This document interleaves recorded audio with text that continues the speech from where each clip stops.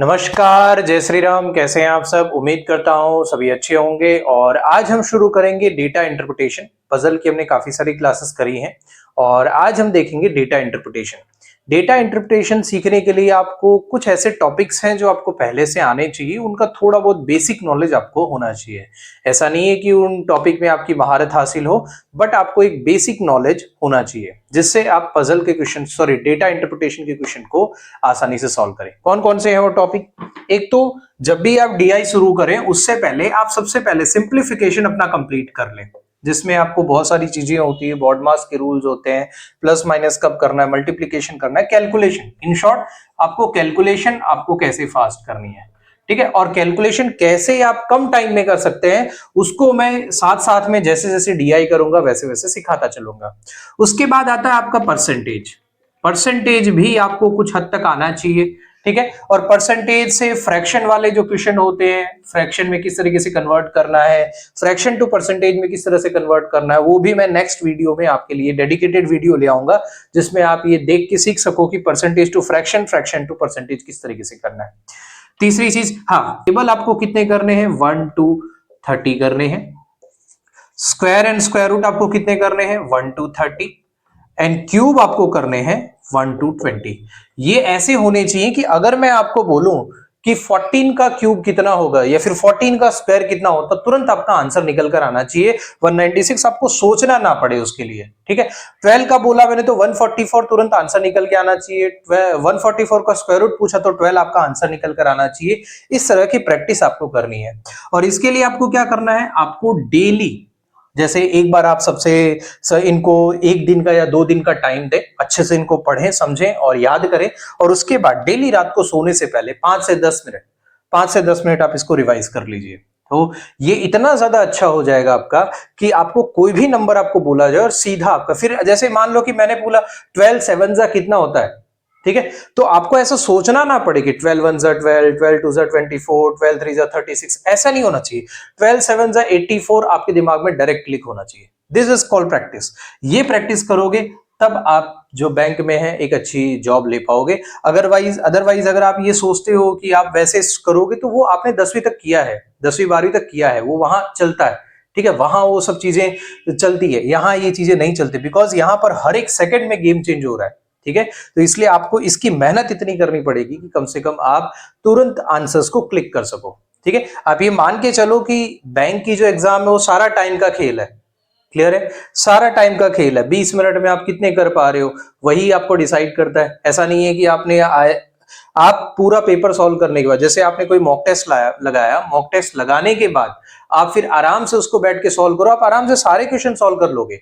तो बात सॉल्व करने की नहीं है, बात उस गिवन टाइम में आप उस क्वेश्चन को सॉल्व कर पा रहे हो या नहीं कर पा रहे हो, वो नंबर ऑफ क्वेश्चन सॉल्व कर पा रहे हो नहीं कर पा रहे हो, वो सबसे बड़ी इंपॉर्टेंट है। और उसके लिए आपको स्पीड बढ़ानी पड़ेगी और स्पीड के लिए आपको ये सब चीजें, मैथ्स में ये सबसे बेसिक है, ठीक है। सबसे पहले आपको ये करने हैं, ये हो जाए उसके बाद सिंप्लीफिकेशन करने हैं, परसेंटेज करने हैं, रेशियो करना है, रेशियो वाले क्वेश्चन करने हैं और एवरेज वाले क्वेश्चन करने हैं। अभी तो आपकी एग्जाम नियर है, ठीक है, एग्जाम जैसे ही कंप्लीट हो जाएगी तो उसके बाद मैं ये तीनों चैप्टर डेडिकेटेडली मैं आपको करा दूंगा, ठीक है। डेडिकेटेडली हम इन तीनों चैप्टर को करेंगे, उसके बाद फिर हम आगे बढ़ेंगे। लेकिन फिलहाल के लिए डीआई काफी इंपॉर्टेंट है, इसलिए डीआई के साथ साथ ही मैं इन तीनों के कॉन्सेप्ट आपको समझाते हुए चलूंगा, ठीक है। तो आई होप ये आपको समझ आ गया होगा। अब बढ़ते हैं हमारी डीआई पर, ठीक है।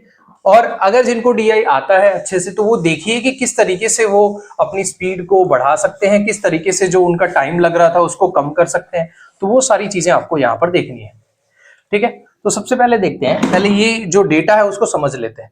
जब भी आप डीआई सॉल्व करो, डीआई स्टार्ट करते ही तुरंत आपके दिमाग में सिर्फ एक ही ध्यान रखना है कि जो क्वेश्चन है उस क्वेश्चन को ध्यान से समझना है। क्वेश्चन में क्या कहना चाह रहा है, क्या उसमें टाइम लगेगा, कितना टाइम लगेगा, ये देखकर आपको डिसाइड कर लेना है। जैसे ये डेटा दिया है आपको कि 2 टाइप की जींस दी है, पेपे जींस एंड लेविस जींस के बारे में आपको बात करी गई है, ठीक है। अब उसके बाद आपको क्या दिया गया है? लाइन ग्राफ इसको हम बोलते हैं जनरली, ठीक है। जनवरी, फरवरी, मार्च, अप्रैल एंड मई, तो कितना उनका सेल हुआ उसके बारे में बताया गया। 100, 200, 300, 400, 500 और यहां पर फिर आपका 600, ठीक है। ये जो निशान दिया, सर्कल का निशान दिया लेविस जीन्स के बारे में है, और ये निशान दूसरे वाले जीन्स के बारे में आपको दिया गया है। इनकी वैल्यूज भी आपको पुटअप करके दी गई है नीचे। भाई ये 170 है, मतलब 170 आपने जनवरी में सेल करी, फरवरी में आपने 240 सेल करी, मार्च में 190 सेल करी। उसी तरीके से अगर आप इसकी बात करें तो यहाँ पर 240 सेल करी, 310, 360, 330, 340।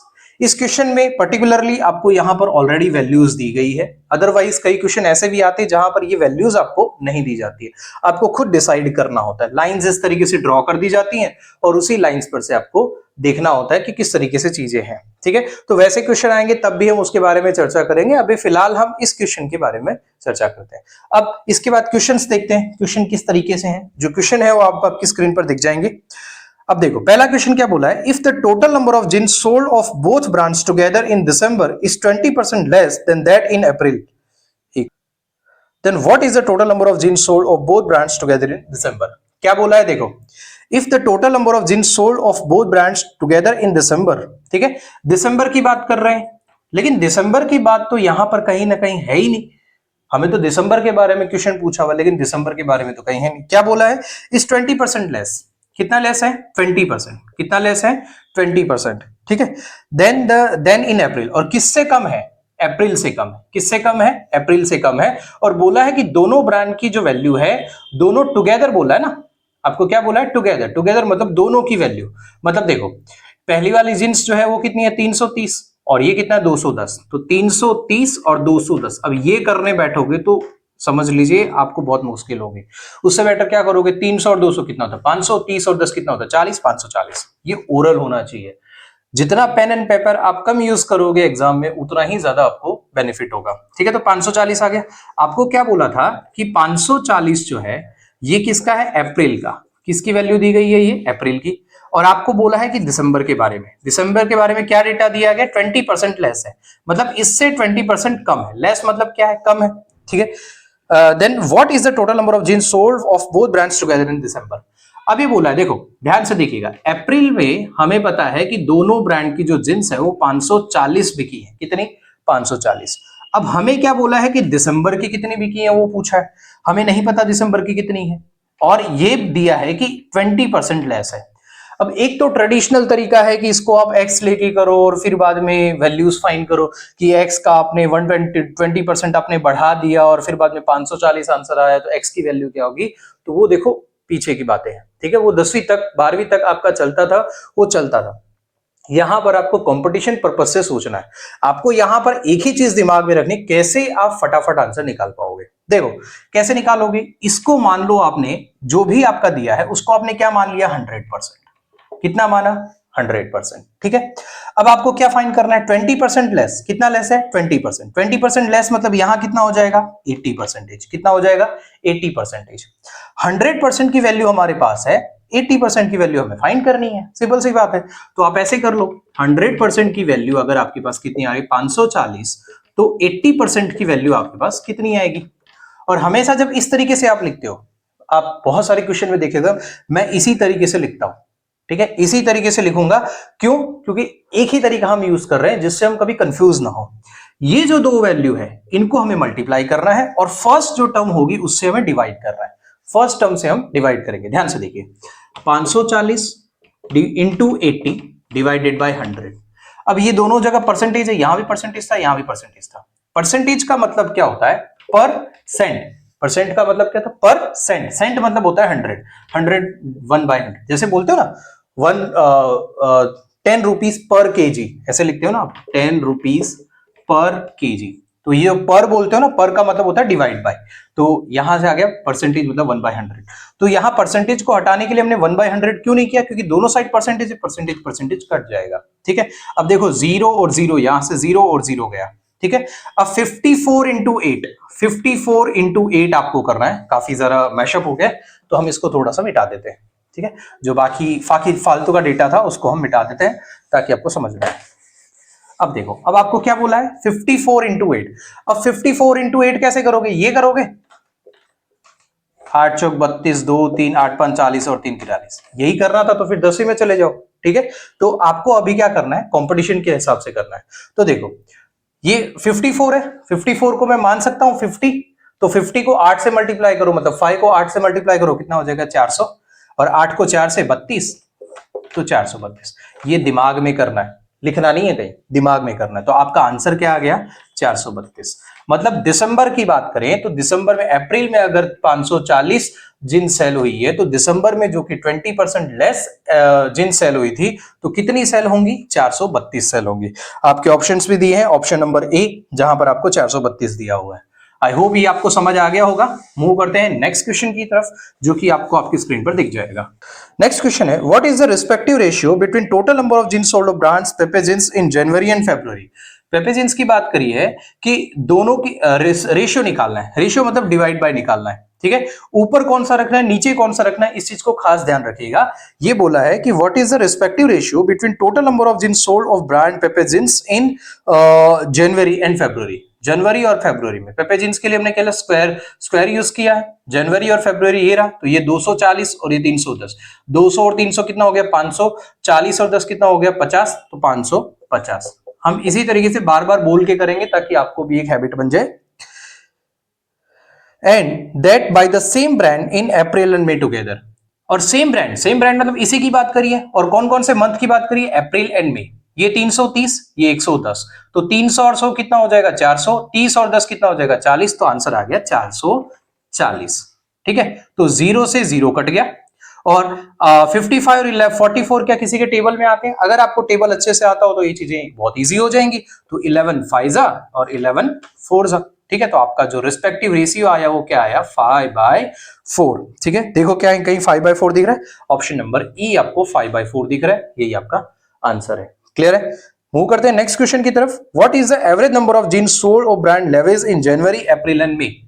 एवरेज का मतलब क्या होता है, total divide by number, total divide by number. हालांकि जो total of the values given and number of the values given, इस तरीके से पूरा होता है, लेकिन आपको मैंने शॉर्टकट बनाने के लिए इस तरीके से लिखा है, टोटल डिवाइड बाय नंबर। क्या बोला है, what is the average number of jeans sold of brands Levi's in January April and May. Levi's की बात कर रहे हैं, कौन कौन से मंथ की बात कर रहे हैं, जनवरी में कितना है 170, अप्रैल में कितना है 210, और मई में कितना है 340। तो सबसे पहले इनको ऐड कर दो, तो 3 2 5 और 1 6, 600 हो गया। और ये 40 और 10 कितना हो 50, 50 और 70 कितना 120, तो 120 600 में 600 प्लस 120 कितना हो जाएगा 720। ये सारा का सारा जो मैं लिख रहा हूं यहां पर, ये आपको दिमाग में करना है, आपको यहां लिखना नहीं है। क्या बोला है 720।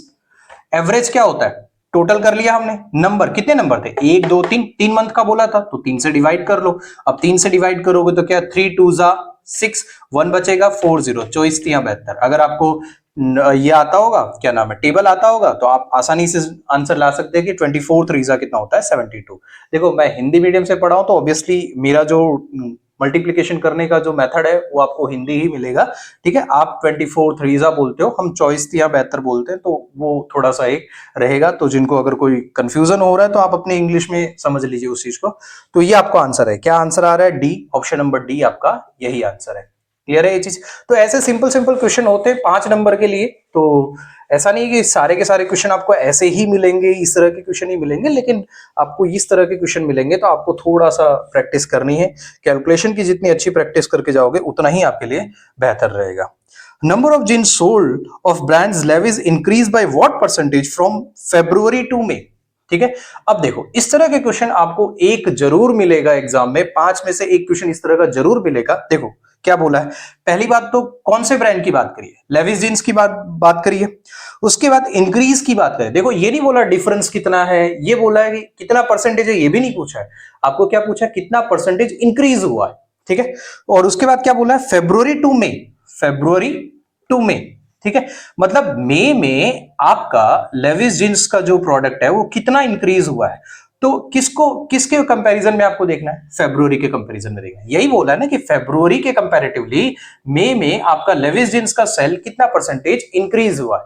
हो सकता है डिक्रीज भी हो सकता है इंक्रीज भी हो, लेकिन सिर्फ आपको यह पता होना चाहिए कि कंपेयर किससे किया है। देखो ध्यान से देखिए, फरवरी टू में आपको फरवरी से मई तक में कितना परसेंटेज इंक्रीज हुआ है। तो सबसे पहले लेविस जीन्स की बात करते हैं। लेविस जीन्स फरवरी में कितना है 240, और मई में कितना है आपका, कितना दिया हुआ है 340। क्लियर है ये चीज?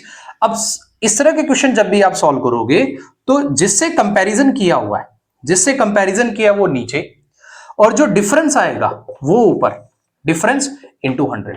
देखो इस तरह के क्वेश्चन में बहुत ज्यादा कंफ्यूजन होती है, याद रखिएगा। अभी शायद हो सकता है आपको ये क्वेश्चन इजी लगे, बट इस तरह के क्वेश्चन में बहुत कंफ्यूजन होती है। इसलिए मैं आपको ये जरूर बताऊंगा, मैं अपनी अपनी तरीके से मैंने हर चीज की एक ट्रिक बना रखी है, तो वो ट्रिक्स मैं आपके साथ शेयर करूंगा।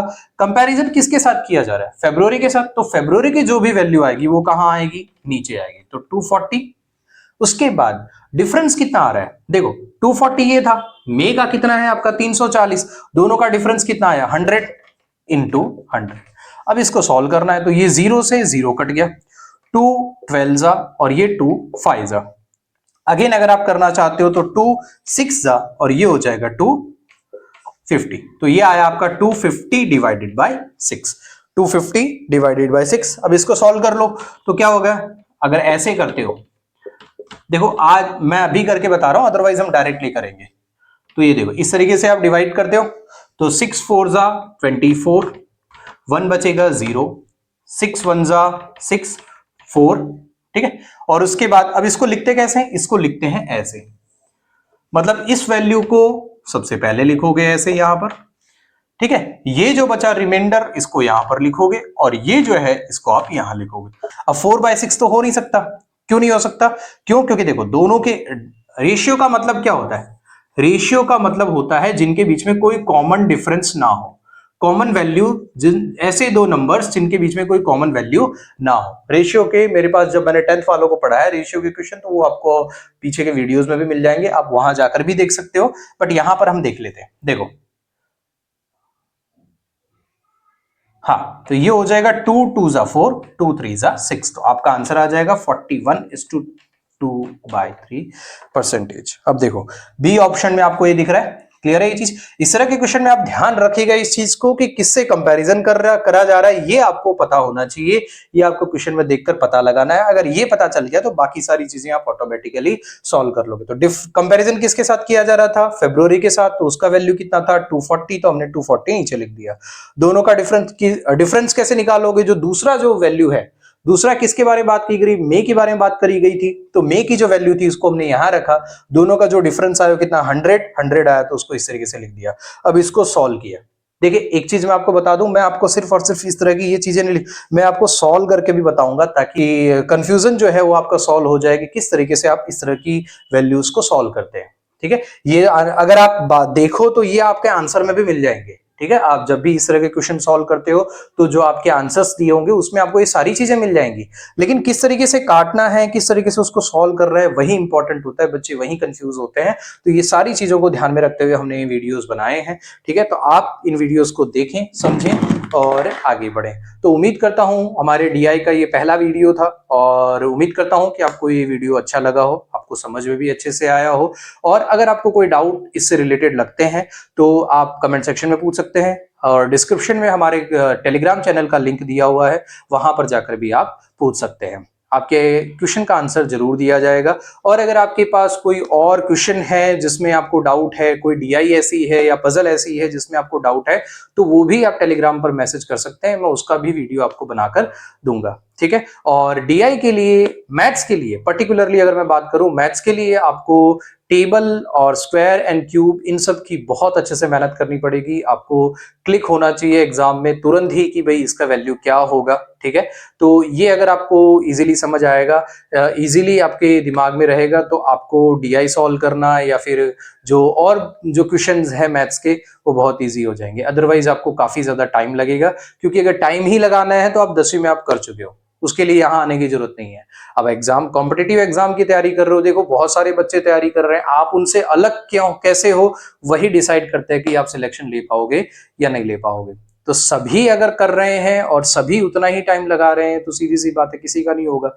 आपको अच्छा करना है, आपको उनसे आगे जाना है, तो ऑब्वियस सी बात है आपको अच्छा करना है। और मैथ्स में अच्छा करने का तरीका क्या है कि आप कितना फास्ट सॉल्व कर रहे हो, कैलकुलेशन कितनी फास्ट कर रहे हो। उसके लिए क्या होगा, एक तो प्रैक्टिस आपकी मैटर करेगी, दूसरा आपको जो टेबल है वो कितने अच्छे से आते हैं। अच्छे से टेबल आएंगे तो चीजों को आप आसानी से सॉल्व कर पाओगे, अच्छे से नहीं आएंगे तो थोड़ा आपको टाइम लगेगा। मल्टीप्लिकेशन है, मल्टीप्लिकेशन की मैंने आपको मेथड बताई ही है, एक डेडिकेटेड वीडियो मल्टीप्लिकेशन के लिए आपको दिया गया है, तो वो भी आप एक बार चेक करें तो आपको और अच्छे से समझ आएगा। आज की क्लास हम यहीं समाप्त करते हैं, मिलेंगे नेक्स्ट क्लास में, तब तक के लिए सभी को जय श्री राम।